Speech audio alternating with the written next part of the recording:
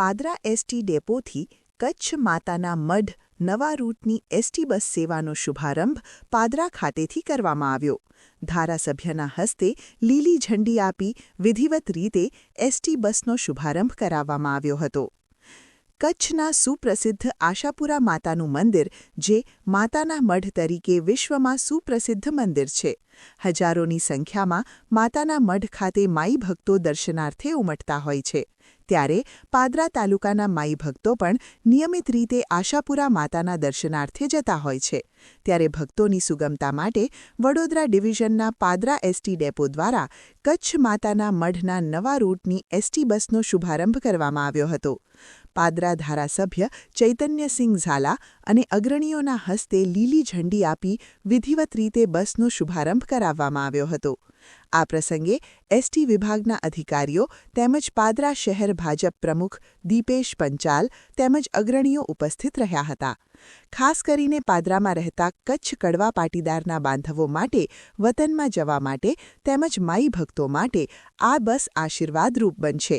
ભક્તોની અનેક રજૂઆતના અંતે ધારાસભ્યના પ્રયત્નથી ભક્તોની સુવિધામાં એસટી બસના રૂટનો ઉમેરો કરતા આજે હર્ષ સાથે ભક્તોએ ધારાસભ્યનો આભાર વ્યક્ત કર્યો હતો અને બસ સેવાનો આનંદ માણ્યો હતો।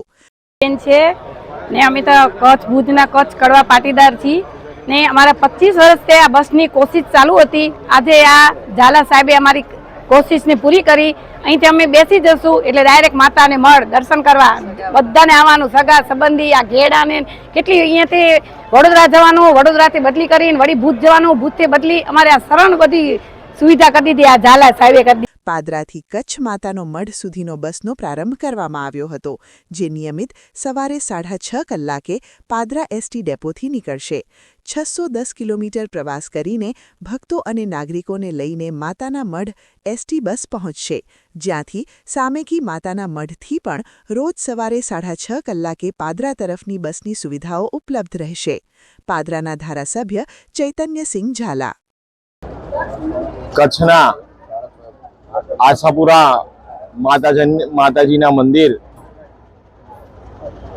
કે જ્યાંના ભક્તો પાદરા તાલુકામાં ખૂબ જ મોટી સંખ્યામાં છે, તેમજ કચ્છી પટેલ સમાજના ઘણા બધા કુટુંબો જે પાદરામાં વસવાટ કરી રહ્યા છે, આ તમામને માતાજીના મઢ જવા માટે સુગમતા રહે તેના માટે આજરોજ પાદરા ડેપો દ્વારા પાદરાથી કચ્છ માતાના મઢ સુધી 610 કિલોમીટર બસની શરૂઆત કરવામાં આવી છે, જે રોજની ટ્રીપ વાગશે, જેનાથી પાદરાના તમામ ભક્તોને માતાજીના મઢ જવા માટે ખૂબ જ સરળતા રહેશે।